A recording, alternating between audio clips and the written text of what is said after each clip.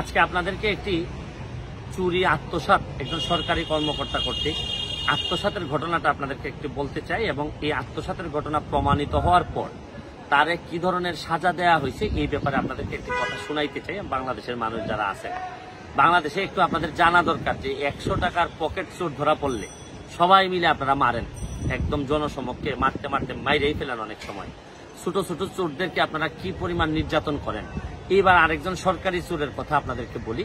এই সরকারি চোর হচ্ছে আত্মসাতের অভিযোগে প্রমাণিত হওয়ার পর উনি হচ্ছেন গিয়ে জয়পুরহাট, আমাদের জয়পুরহাট জেলার যিনি সমাজ সেবা অধিদপ্তর, জেলা সমাজ সেবা অধিদপ্তর, এটার উপপরিচালক ইমাম হাসিম উনার নাম।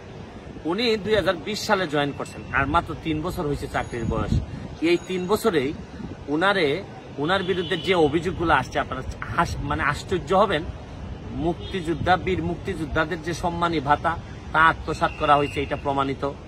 তারপর হচ্ছে গিয়ে বেদে সম্প্রদায়, মানে যে আমরা বলি যে সাপুরে সম্প্রদায়, তাদের টাকা আত্মসাৎ করা হয়েছে। এই যে এতিমদের জন্য যে বিছানা এবং রুম করা হয়েছে খাটটাট সহ, এটাকে নিজে উনি ব্যবহার করছেন, এবং এমন কোনো হেন ভাতা নাই যে ভাতা উনি আত্মসাৎ করেননি, এইটা প্রমাণিত হয়েছে। তাহলে এত বড় জিনিস অভিযোগ, তারপর প্রমাণিত হওয়ার পর কি বড় সাজা দেওয়া হয়েছে আপনারা একটু দেখেন। আমাদের সমাজ সেবা অধিদপ্তরের মাননীয় যিনি সচিব স্বাক্ষরিত একটি প্রজ্ঞাপনে, উনার সচিব সাহেবের নাম মোহাম্মদ জাহাঙ্গীর আলম, উনি প্রজ্ঞাপন করে বললেন যে এত কিছু প্রমাণিত হওয়ার পর এই সমাজ সেবার যিনি উপপরিচালক ইমাম হাসিম, তাকে শাস্তি হিসাবে দিলেন যে আগামী 2 বছর উনার বেতন বাড়বে না। এর মানে হচ্ছে গিয়ে 3-4 হাজার টাকা হইতে পারে সর্বোচ্চ, বা আমার জানা মতে 3-4-5 হাজার টাকা হইতে পারে 2 বছরে বেতন বাড়া। এত চুরি করার পর, এত চুরি প্রমাণিত হওয়ার পর বাংলাদেশের একজন সচিব মহোদয় শাস্তি দিয়েছেন যে 2 বছর উনার বেতনটা বাড়বে না। বেতন থাকবে, কিন্তু উনি আবার চুরি চামারি করতে পারবেন, কোনো অসুবিধা নাই, কিন্তু কোনো বাধা নাই, বদলি নাই, স্ট্যান্ডিং অর্ডার নাই, কিচ্ছু নাই। এর মানে বাংলাদেশে একটা জিনিস খেয়াল করে দেখেন যে এই ধরনের চুরিরে এইটা বলা হয়, এই চুরিগুলাকে আমরা প্রশংসা করছি।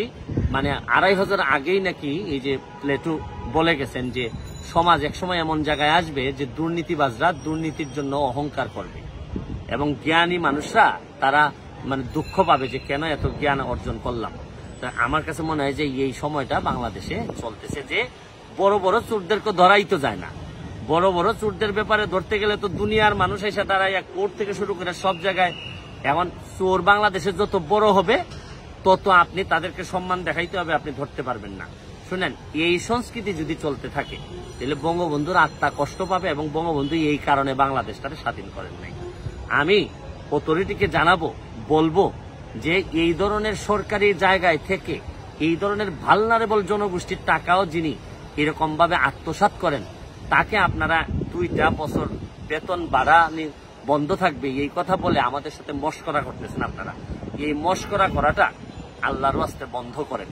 এই মশকরা করা বন্ধ করলে আপনাদের প্রতি আমাদের শ্রদ্ধা বোধ আসবে, নাইলে আমরা ধরেই নিব আপনারা বেশিরভাগ চোর এবং চোরের লালন পালনকারী। আপনারা এইটা ধরা ছাড়া আমাদের সামনে আর পথ থাকবে না।